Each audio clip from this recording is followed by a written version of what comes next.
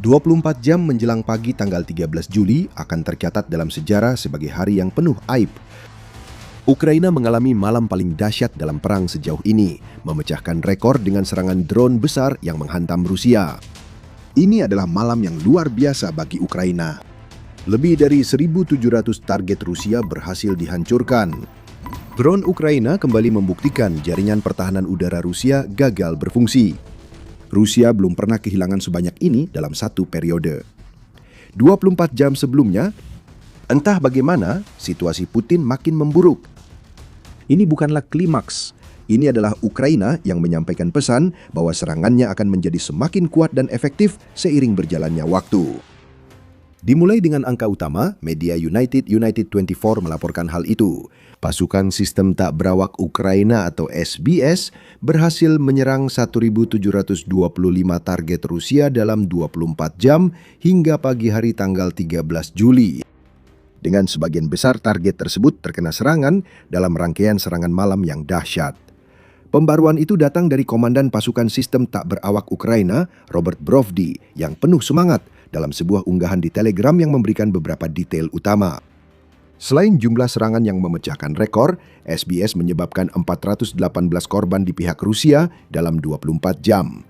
13 Juli menegaskan tren selama sebulan terakhir ketika SBS telah berkembang menjadi salah satu unit militer paling efektif yang dimiliki Ukraina.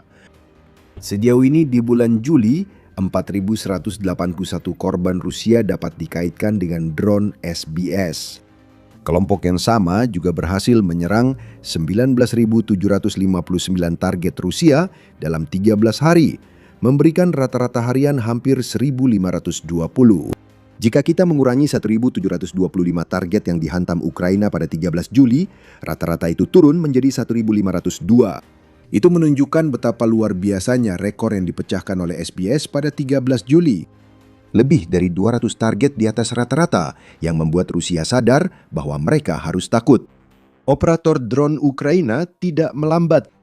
Serangan mereka makin meningkat dan Rusia tak bisa berbuat apa-apa. Sekarang kami tidak akan berpura-pura bisa memberikan rincian dari semua 1.725 target yang diserang Ukraina pada 12 Juli hingga 13 Juli. Videonya bisa berdurasi sangat lama jika kami coba. Selain itu, Brovdi belum memberi detail lain selain jumlah. Dapat diasumsikan, sebagian besar wilayah belakang Rusia menjadi target. Ukraina terus melanjutkan kampanye blokade logistik yang melumat truk bahan bakar serta truk pasokan Rusia dengan laju yang mengkhawatirkan. Selain menghancurkan pos komando, pertahanan udara, dan konsentrasi pasukan di luar garis depan, kami akan menampilkan beberapa sorotan malam itu.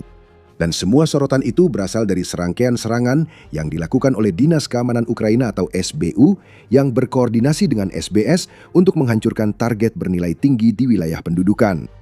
Mari kita mulai dengan kapal-kapal. Menurut media United 24, drone Ukraina berhasil menghancurkan sepasang kapal patroli Rusia, proyek 12.150 Mangust, selama 24 jam yang memecahkan rekor itu. Kapal patroli ini memang bukan yang paling mengesankan di armada Laut Hitam Rusia, namun sebagian besar kapal perang yang lebih kuat sudah dihancurkan atau bersembunyi sejauh mungkin dari drone Ukraina. Tetap saja, Russian Ships mengatakan bahwa kapal patroli ini ada untuk membantu Rusia menjaga wilayah pesisir dan mereka dilengkapi dengan senjata 12,7 atau 14,5 mm yang bisa digunakan untuk menembak jatuh drone atau menyerang kapal laut tanpa awak. Ini adalah lanjutan upaya bertahap Ukraina untuk melemahkan armada Laut Hitam yang kini praktis tak lagi berpengaruh dalam perang ini. Selain kapal patroli, SBU dan SBS juga menargetkan beberapa kapal feri yang telah digunakan Rusia untuk mengangkut pasokan dan peralatan ke Crimea yang diduduki. Di Selat Kerch, drone Ukraina menenggelamkan kapal Maria dan Yesik. Ukraina juga menargetkan pelabuhan Kafkas, menyerang kapal feri Panagia dan Levrenti, kemungkinan saat kapal-kapal itu bersandar dan menunggu dimuat. Jangan tertipu dengan penggunaan kata feri, meskipun ini mengisyaratkan kapal sipil. Kenyataannya, kapal-kapal itu sama sekali bukan kapal sipil. Rusia mengambil alih semua kapal yang dapat mereka temukan untuk menjaga logistik di Laut Hitam dan Laut Azov. Dengan menyerang kapal seperti ini, Ukraina melumpuhkan jaringan logistik laut Rusia. Selama sekitar seminggu terakhir, ini tampaknya jadi prioritas Ukraina. Pada 13 Juli, Ukraina melanjutkan kampanye yang memicu kepanikan di Laut Azov. Dalam 8 hari hingga dan termasuk 13 Juli, Ukraina telah menghantam 105 kapal armada bayangan Rusia di laut itu. Itulah sebenarnya kapal-kapal feri ini, kapal-kapal armada bayangan yang digunakan Rusia untuk memindahkan pasokan. Media yang sama menyebut drone Ukraina menambah 7 kapal tanker bahan bakar, beberapa kapal kargo, 1 feri dan kapal tunda ke daftar serangan pada 13 Juli. Total 15 kapal terdampak. Kampanye ini bertujuan membuat Laut Azov, Selat Kerch, dan jalur air yang dipakai Rusia untuk mempertahankan Crimea yang diduduki jadi tidak dapat digunakan. Dan ini berhasil. Ukraina meluncurkan begitu banyak drone di Laut Azov sehingga mereka mengenai 1 kapal setiap 112 menit, ujar Brovdi. Rusia terpaksa bereaksi. Meski Rusia masih memakai Laut Azov untuk logistik, terbukti dengan penenggelaman kapal, mereka akhirnya menutup kanal Donazov yang menghubungkan sungai Don ke Laut Azov. Penutupan itu dimulai pada malam tanggal 10 Juli dan ini menjadi mimpi buruk bagi Rusia. Ini berarti kapal-kapal yang membawa gandum yang diekspor Rusia ke negara lain tidak bisa berlayar dan pada dasarnya juga berarti bahwa Selat Kerch di dekat Crimea telah ditutup. Selat tersebut menghubungkan Laut Azov dan Laut Hitam, sehingga serangan drone Ukraina di Laut Azov juga bisa dipandang sebagai cara lain untuk mengisolasi Laut Hitam. Rusia masih belum dapat mencabut pembatasan yang berlaku. Pada 13 Juli, Reuters melaporkan pembatasan itu masih berlaku. Ukraina jelas tidak akan mengendur. 15 kapal lagi yang tenggelam pada 13 Juli berarti perpanjangan pembatasan lagi. Mulai 14 Juli dan seterusnya, kita kemungkinan besar akan mendengar lebih banyak kapal tanker dan kapal pasokan yang diserang di Laut Azov. Kita lanjut ke sorotan lain dari malam pemecahan rekor Ukraina. Drone-drone Ukraina juga menyerang 3 sistem radar stasioner yang digunakan Rusia untuk mendeteksi drone maritim maupun udara. Jangan remehkan pentingnya serangan yang satu ini. Sistem radar sangatlah kompleks dan sulit untuk digantikan, apalagi ketika Rusia sedang menghadapi sanksi yang diberlakukan oleh para mitra Ukraina. Rusia juga kekurangan semua yang dibutuhkan untuk membangun industri radar yang baik. Rusia kekurangan mikroelektronika untuk radar tercanggih menurut Global Defense Corps. Rusia juga kekurangan tenaga kerja, pengalaman, keahlian, atau bakat untuk membangun radar yang lebih baik dari yang sudah ada. Jadi ketika Ukraina menghancurkan sistem radar, hal itu membebani industri Rusia yang kesulitan menggantinya dalam segala aspek. Selain itu, Ukraina membuka peluang. 3 radar yang dihancurkan di dekat Laut Azov pada 13 Juli tidak akan bisa mendeteksi drone Ukraina yang datang besok. Kita tidak tahu sistem spesifik apa yang dihancurkan drone Ukraina, tapi itu nyaris tidak penting. Radar yang hancur semakin banyak, peluang serangan di masa depan pun bertambah. Ukraina juga bisa melihat ironi bahwa senjata yang seharusnya terdeteksi radar justru digunakan untuk menghancurkan radar tersebut. Kita baru setengah jalan merangkum sorotan, masih ada beberapa target Ukraina yang akan dibahas, serta penjelasan dampak meluasnya kampanye udara Ukraina terhadap masa depan perangnya dengan Rusia. Sebelum membahasnya, Anda menonton The Military Show. Jika Anda mendapat wawasan dari channel ini, subscribe dan aktifkan notifikasi, karena kami bahas ini tiap minggu. Selanjutnya, Ukraina memiliki target yang lebih besar daripada radar dalam 24 jam serangan itu. Targetnya adalah pangkalan udara Bakhmut. Terletak di Crimea yang diduduki, sekitar 14 km dari Kerch, pangkalan ini kabarnya telah ditinggalkan sejak tahun 1996. Pangkalan itu kini tak lagi ditinggalkan. Meski tak dipakai sesuai tujuan awal, Bakhmut masih memiliki hanggar yang digunakan Rusia untuk menyimpan peralatan khusus dan kendaraan militer. Fakta itu menjadikannya target bagi kampanye pemblokiran logistik Ukraina dan pada 13 Juli, Ukraina melancarkan serangan. Keberhasilan serangan itu belum diketahui. Ukraina hanya menyebut pangkalan itu diserang tanpa rincian lain. Namun yang menarik, sepertinya Bakhmut bukan satu-satunya pangkalan militer yang menjadi sasaran Ukraina pada 13 Juli. Menurut Moscow Times, FSB Rusia mengklaim bahwa mereka berhasil menggagalkan serangan Ukraina terhadap pangkalan udara Shagol dan Ukrainka yang masing-masing berada di wilayah Chelyabinsk dan Almira pada malam yang sama saat pangkalan Bakhmut menjadi target. Namun kali ini bukan menggunakan drone. FSB menyebutkan telah menangkap para pelaku yang menunjukkan adanya operasi sabotase yang sedang berlangsung. Itu adalah kemenangan kecil Rusia di salah satu malam terburuk selama perang ini. memang tidak terlalu besar, tapi akan sangat memalukan jika para pelaku sabotase berhasil di pangkalan-pangkalan jauh di dalam Rusia, sementara drone Ukraina menghancurkan lebih dari 1.700 target di tempat lain. Ukraina kemungkinan akan mencoba lagi. Pangkalan-pangkalan itu, seperti semua hal lain di Rusia, tidak aman. Kembali ke keberhasilan Ukraina lainnya. Sambil menunggu informasi lebih lanjut tentang serangan di Bakhmut, kami juga melihat bahwa Ukraina melakukan beberapa serangan sukses di wilayah pelabuhan Kafkas. 2 kapal feri yang sudah kami sebutkan termasuk di dalamnya. Operator drone Ukraina juga menghancurkan 3 tangki penyimpanan minyak di kompleks alih muat minyak di pelabuhan ini, serta kereta yang digunakan Rusia untuk mengangkut bahan bakar ke stasiun barang Kafkas.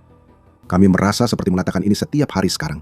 Ini berarti lebih banyak bahan bakar dihancurkan saat Ukraina melanjutkan kampanyenya untuk mengisolasi Crimea. Namun lebih dari itu, serangan sukses lainnya terhadap pelabuhan Kafkas mengirimkan pesan kepada para penjajah di Crimea bahwa Putin tidak lagi mampu melindungi mereka. Ukraina bahkan bisa dengan santai menjadikan serangan ke pelabuhan ini bagian dari malam serangan terbesar yang pernah mereka lakukan, sehingga serangan seperti ini mulai terlihat mudah bagi Ukraina. Kami menyebut Ukraina kembali menyerang pelabuhan Kafkas karena beberapa minggu lalu pelabuhan ini juga menjadi bagian dari serangan Ukraina di kedua sisi jembatan Kerch, dan itu merupakan bagian dari pesan yang kami sebutkan. Ukraina meluluh lentakkan pelabuhan itu. Pada 21 Juni, serangan drone Ukraina menghantam fasilitas penyimpanan bahan bakar di pelabuhan, memicu kebakaran besar yang tampak dari citra satelit. Kebakaran tersebut menutup pelabuhan yang digunakan Rusia untuk mengangkut amunisi, senjata, dan bahan bakar ke Crimea. Ukraina berharap serangan 13 Juli mereka akan memberi hasil yang sama. Masih ada satu sorotan lagi sebelum lanjut. Kebanyakan serangan yang dibahas sebelumnya terjadi di wilayah pendudukan atau perairan sekitar Crimea. Ukraina juga menyiapkan kejutan untuk fasilitas khusus di Vyazniki, Krai Stavropol, Rusia. Sekitar 600 km dari Ukraina, Vyazniki adalah tempat berdirinya depot minyak yang memiliki satu kompleks besar berisi tangki-tangki penyimpanan. Fasilitas ini menyimpan minyak dan bahan bakar yang kemudian dikirim ke Crimea serta pasukan pendudukan Rusia di Ukraina Selatan. Anggap ini bagian dari jaringan untuk menyalurkan minyak dan bahan bakar dari pabrik Rusia ke tempat yang membutuhkan. Serangan Ukraina terhadap depot itu diduga dimulai malam 12 Juli menurut laporan wali kota Moskow, Sergei Sobyanin. Dan tentu saja Rusia mengklaim telah berhasil menggagalkan serangan tersebut. 3 drone telah ditembak jatuh pada pukul 03.19 tanggal 13 Juli, klaim Sobyanin. Namun dia tidak menjelaskan alasan kebakaran besar di fasilitas itu saat dia mengklaim pertahanan udara Rusia sedang menangani masalah tersebut. Seseorang sedang memelintir kebenaran. Kemungkinan tidak akan lama lagi sebelum alasan-alasan biasa tentang puing-puing drone digunakan untuk menjelaskan mengapa pertahanan udara Rusia dianggap berhasil meskipun target Ukraina sedang terbakar. Ukraina tidak peduli. Serangan ke depot Vyazniki memulai malam teror terbesar yang pernah dialami penjajah Rusia. Dan yang lebih memalukan lagi, depot itu sangat dekat dengan Moskow. Satu pengingat lagi dari Ukraina bahwa drone mereka bisa mencapai ibu kota jika Putin lupa. Semua ini membawa kita kembali ke judul utama yang membuka video ini. 1.725 target Rusia diserang oleh Ukraina dalam 24 jam. Angka itu sulit dipercaya, apalagi jika dibandingkan dengan pencapaian Ukraina lewat kampanye jarak jauh beberapa bulan lalu. Namun saat kampanye meluas, Rusia menghadapi masalah besar. Inilah alasannya. Apa yang kita lihat dari semua ini adalah perluasan cakupan dan skala operasi jarak jauh Ukraina. SBU sendiri yang mengatakan hal itu dengan menyatakan penghancuran puluhan target secara bersamaan di berbagai lokasi terpencil dalam satu malam menunjukkan bahwa SBU sedang memperluas skala operasi khusus jarak jauhnya. Elemen-elemen vital dari infrastruktur militer dan minyak Rusia akan terus terbakar sebagaimana terlihat dari serangan-serangan yang telah kita bahas di video ini. SBU tidak berbohong. Angka-angka menunjukkan kepada kita bahwa kampanye serangan jarak jauh Ukraina telah berkembang sampai pada titik di mana Rusia sudah tidak mampu lagi menanganinya. Menjelang 24 jam pemecah rekor Ukraina, media United 24 merilis laporan menarik yang menunjukkan perkembangan besar kampanye jarak jauh Ukraina. Media tersebut mengatakan bahwa 6 bulan pertama tahun 2026, Ukraina telah menyerang 697 target di dalam Rusia yang diperkirakan menelan biaya sekitar 6,1 miliar dolar bagi Kremlin dalam prosesnya. Angka ini hanya mencakup target di Rusia, seperti kilang minyak yang dihancurkan Ukraina dengan drone tahun ini. Ketika Anda memasukkan kampanye serangan jarak menengah Ukraina ke dalam perhitungan, Anda bisa menambahkan 7.028 objek musuh lagi, kata Panglima Angkatan Bersenjata Ukraina Oleksandr Syrskyi. Angka-angka itu menunjukkan bahwa 1.725 serangan Ukraina malam itu sebagian besar ditujukan ke target di garis depan. Target jarak menengah dan jarak jauh yang telah kita bahas adalah sorotan utamanya, tetapi Rusia juga kehilangan banyak peralatan dan tentara bersamaan dengan itu. Syrskyi mengatakan bahwa angka-angka ini menunjukkan bahwa Ukraina sekarang tidak lagi mengalami kesulitan untuk menghantam target apapun yang diinginkan pada jarak menengah dan jauh. Rusia tidak bisa berbuat banyak untuk menghentikan drone-drone Ukraina menghancurkan target-targetnya. Dan jika itu saja belum cukup buruk, Ukraina juga mengambil langkah-langkah untuk memperkuat kampanye jarak jauhnya. Hanya beberapa hari sebelum malam pemecahan rekor Ukraina, Presiden Volodymyr Zelensky mengumumkan pembentukan Komando Serangan Jarak Jauh. Diresmikan melalui dekret presiden, komando ini akan memformalkan dan memusatkan sumber daya jarak jauh Ukraina. Pada dasarnya membuat kampanye yang sudah menghantam Rusia dan wilayah pendudukan menjadi lebih mematikan, efisien, dan efektif. Putin pasti menggelengkan kepala tak percaya. Ukraina telah membuat kekacauan tanpa struktur komando ini, jadi dia hanya bisa membayangkan apa yang akan datang setelah organisasi baru itu terbentuk. Semua ini terjadi sebagai bagian dari strategi Ukraina yang lebih luas untuk mengacaukan segala sesuatu yang memungkinkan Putin melanjutkan perangnya. Konsepnya sederhana dan setua peperangan itu sendiri. Hancurkan sumber kekuatan Rusia, baik di dalam Rusia maupun di wilayah pendudukan, untuk melemahkan para tentara di garis depan dan membuat Rusia menanggung biaya besar-besaran. Perbedaan pendekatan dominasi udara ini terletak pada cara Ukraina melakukannya. Ukraina punya angkatan udara yang baik, tapi ukurannya tidak cukup untuk melindungi seluruh wilayah Ukraina, apalagi menyerang target di Rusia. Sebagai gantinya, Ukraina memanfaatkan drone dan rudal jelajah berbiaya rendah miliknya sendiri untuk menghancurkan mesin perang Rusia dari dalam. Superioritas udara dalam arti tradisional tidak lagi diperlukan. Ukraina bisa mengirim ribuan drone tiap bulan ke medan perang dan wilayah lebih jauh untuk menghambat upaya Rusia untuk maju, menghancurkan minyak, bahan bakar, dan menyerang target yang dulu dianggap Rusia di luar jangkauan. Strategi asimetris Ukraina ini sangat jenius dan akan semakin efektif seiring perang berlangsung. Rusia merasakan dampaknya dalam banyak hal, terutama dalam krisis bahan bakar yang telah berkembang begitu luas hingga memengaruhi seluruh negeri. Anda pasti tahu bahwa tangki bahan bakar dan minyak serta fasilitas penyimpanan jadi target Ukraina pada 12-13 Juli. Hal itu sudah terjadi selama berbulan-bulan. Strategi Ukraina telah menyebabkan produksi bensin domestik Rusia turun hingga hanya mampu memenuhi 65% dari permintaan musiman negara tersebut. Rusia kini kekurangan hingga 45.000 metrik ton bahan bakar per hari, yang memaksanya mencari bahan bakar dari negara lain hanya untuk menutup kebutuhan. Laporan 14 Juli dari media United 24 menyebut kekurangan bahan bakar di Rusia begitu meluas hingga menyebabkan pembatalan tender bahan bakar yang seharusnya menjamin pasokan layanan darurat Rusia. Ukraina kini menunjukkan bahwa salah satu kekuatan terbesar Rusia di masa lalu justru adalah kerentanan terbesarnya.